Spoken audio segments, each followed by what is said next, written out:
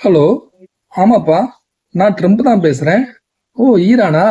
இல்ல இல்ல, வேணாம் வேணாம், கால்லலாம் விழுவாதீங்க, காலெல்லாம் விழுவாதீங்க. உங்களுக்கு இப்ப 5 நாள் கொடுத்துருக்கேன். இன்னும் ஒரு 10 நாள் அப்படின்றது வந்து நான் போர் ஒன்றும் பண்ணாம நிறுத்தி வைக்கிறேன். நீங்க சட்டுப்புட்டுன்னு வந்து அமைதி பேச்சுவார்த்தையில கையெழுத்து போட பாருங்க. கையெழுத்து போட்டு அடிமை ஆயிருங்க. என்ன பாக்குறீங்க? இதுதான் இப்ப நம்ம ட்ரம்ப் உருட்டிக்கிட்டு இருக்க புது உருட்டு. இது மாதிரி எத்தனை உருட்டி இருக்காரு ட்ரம்ப் அப்படின்றதையும் இப்ப மிடில் ஈஸ்ட்ல என்ன நடந்துகிட்டு இருக்குது அப்படின்றத பத்தி தான் இந்த வீடியோல பார்க்க போறோம். நம்ம சேனலை சப்ஸ்கிரைப் பண்ணாம பார்த்துக்கிட்டு இருக்கிறவங்க தயவு செய்து சப்ஸ்கிரைப் பண்ணிக்கோங்க. அந்த பெல் பட்டனையும் அழுத்திக்கிங்க. அப்பதான் நான் போடுற வீடியோ அப்படின்றது உடனுக்குடனே உங்களை வந்து சேரும். இப்படிதான் அந்த யூடியூபுடைய அல்கோரிதம் அப்படின்றது வந்து செயல்படுது. இளமையான தமிழ் பேசும் இனிமையான தமிழ் உள்ளங்களுக்கு சாமானியனின் பணிவான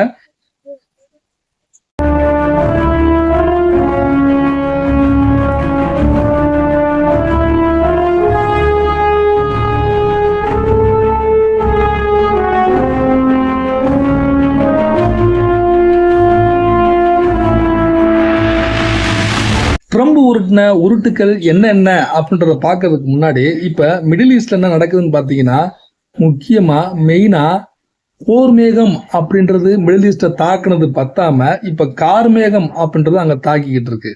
ஆமாங்க, அங்க பெரிய சூறைக்காற்றுடன் கூடிய கனமழை அப்படின்றது பெஞ்சுக்கிட்டு இருக்கு.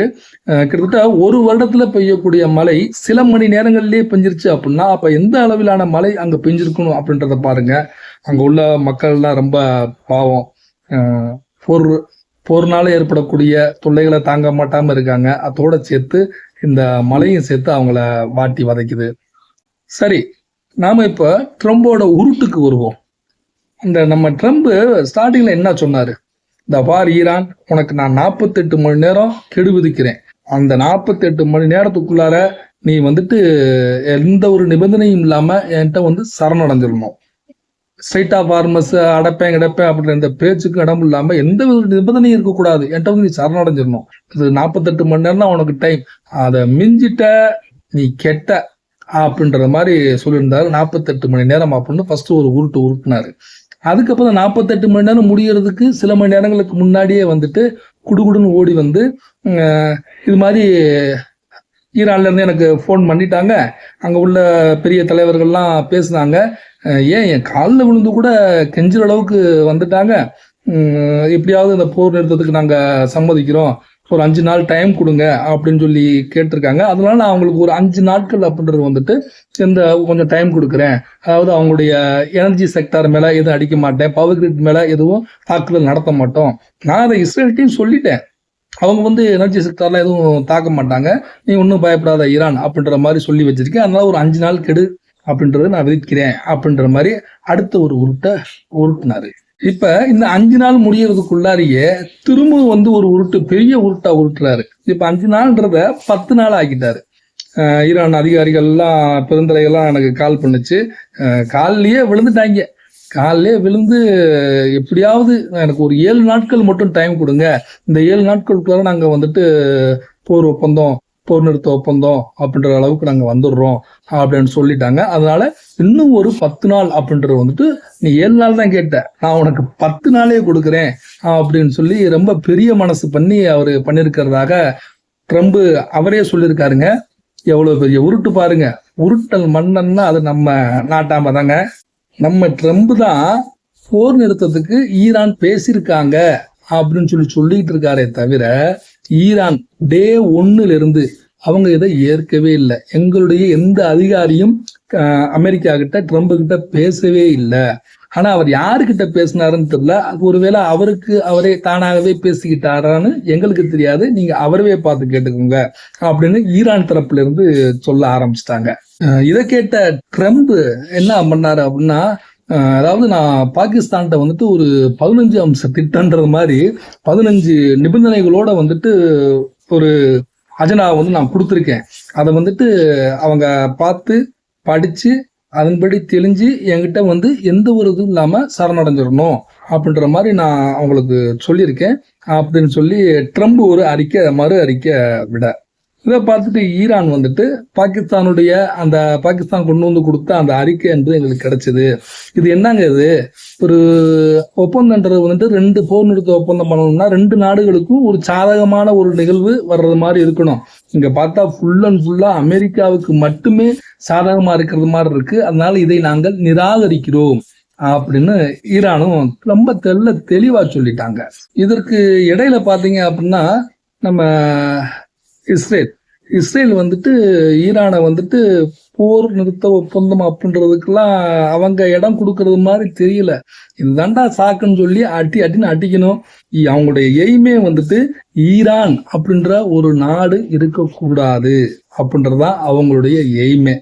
ஆனா இவரு ட்ரம்ப் நாட்டாம என்ன சொல்லிட்டு இருக்காரு, இது மாதிரி நான் போர் நிறுத்த ஒப்பந்தம், அவங்களோட எனர்ஜி செக்டர் மேல தாக்காத, எண்ணெய் வளத்து மேல தாக்குதல் நடத்தாதீங்க அப்படி இப்படின்னு இவர் உருட்டிக்கிட்டு இருக்காரு, இவர் சொல்லிக்கிட்டு இருக்காரு.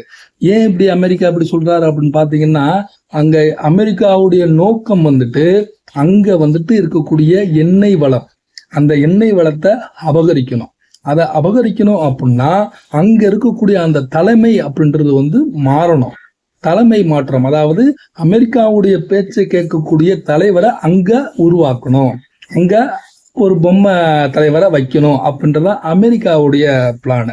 ஆனா இஸ்ரேலுடைய பிளானு ஈரானை ஒட்டு மொத்தமா அழிக்கணும் அப்படின்றதுதான் இஸ்ரேலுடைய பிளானு. இவங்க 2 பேரும் சேர்ந்துக்கிட்டு உலக நாடுகளை எப்படி ஏமாத்துறாங்க பாருங்க. அதாவது போர் நிறுத்தம், நாங்க அமைதி பேச்சுவார்த்தை நடத்த போறோம் அப்படி இப்படின்ட்டு டிராமா போட்டுக்கிட்டு இருக்காங்க. இந்த டிராமானால யாருக்கு பலன் பாத்தீங்கன்னா அமெரிக்காவுக்கு. அதாவது இந்த பங்குச்சந்தை சொல்றோம் இல்லையா, உலக பங்குச்சந்தையில் உலக நாடுகள்ல உள்ள எல்லா நாடுகளுடைய பங்குச்சந்தை நிலவரத்தை பார்த்தோம்னா எல்லாமே டவுனா போய்கிட்டு இருக்கு. உடனே இவர் ஒரு அறிக்கை விட்ட உடனே இது மாதிரி போர் நிறுத்த ஒப்பந்தம் பண்ண உடனே அமெரிக்க பங்குச்சந்தை மட்டும் டக்குன்னு கொஞ்சம் மேல வருது. ஸோ இந்த பங்குச்சந்தை நிலவரத்தை ஒரு சரிசமமா வச்சுக்கிறதுக்காகத்தான் இந்த ஆள் வந்துட்டு இப்படி உருட்டி அப்பப்ப மாத்தி முன்னுக்கு பின் முரணாக பேசுறது. காலைல ஒண்ணு பேசுறது, மதியம் ஒண்ணு பேசுறது, இரவு நைட்டு படுக்க போறதுக்கு முன்னாடி அவருடைய ட்ரூத் சோசியல் மீடியாவில் அதில் ஒரு போஸ்ட் போட்டு விட்டு அதில் ஒரு விட்டுறது. இதனால தான் இவர் இப்படி உருட்டிக்கிட்டு இருக்காருன்னு நினைக்கிறேன். இதை பத்தி நீங்க என்ன நினைக்கிறீங்க அப்படின்றத மறக்காம கமெண்ட்ல சொல்லுங்க. ஈரான் வந்துட்டு எப்படியும் அமெரிக்கா போட்டிருக்கக்கூடிய இந்த நிபந்தனைகளுக்கு எல்லாம் கட்டுப்படாத அப்படின்றது இவர் ட்ரம்புக்கும் தெரியும். இருந்தும் இந்த 5 நாள் 10 நாள் அவகாசம் அப்படின்றது ஏன் கொடுக்குறாரு அப்படின்றத கொஞ்சம் ஆழமா யோசிச்சு பார்த்தீங்க அப்படின்னா, ஈரான் அடிக்கிற அடிய தாக்கு பிடிக்க முடியல அப்படின்றத நம்ம ஏத்துக்கணும். அதாவது இஸ்ரேலாலையும் தாக்கு பிடிக்க முடியல, அமெரிக்காவிலையும் தாக்கு பிடிக்க முடியல. அமெரிக்காவில் தாக்கு பிடிக்க முடியல, அமெரிக்க நாட்டுல வந்துட்டு ஈரான் இது கொண்டு போடல.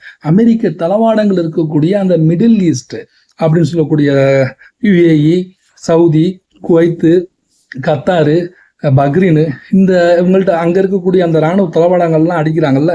ஸோ அதனால அந்த மிடில் ஈஸ்ட் நாடுகள் எல்லாம் அமெரிக்காவிட்ட போயிட்டு கண்டிப்பாக நிச்சயமா சொல்லியிருப்பாங்க.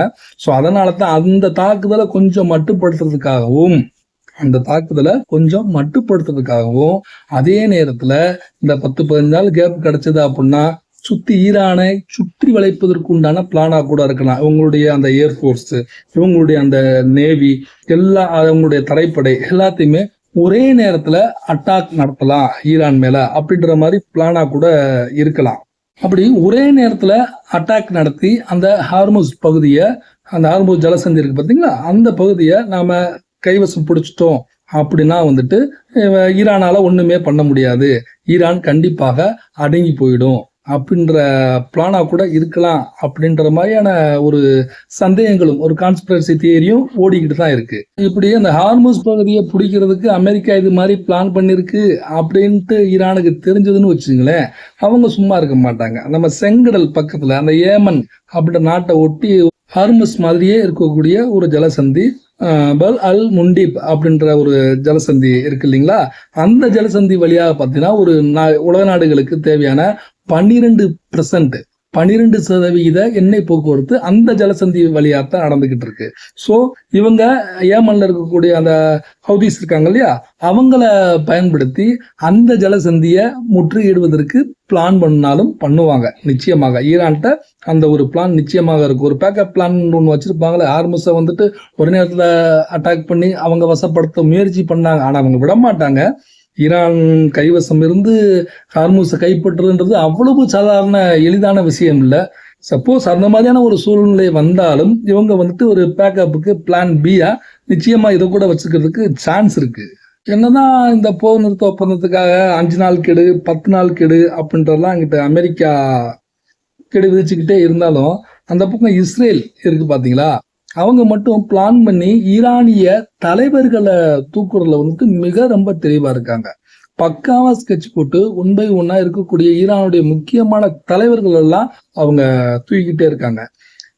அதுக்காக ஈரான் வந்துட்டு ஒரு தலைவரை தூக்கிட்டா அடுத்தபடியாக அதுக்கு அவருக்கு ஈக்குவலா திறம் வாய்ந்த இன்னொரு தலைவரையும் அவங்க உருவாக்கி வச்சிருக்காங்க. இதுதான் ஈரானுடைய திறனை நாம பார்க்கணும்.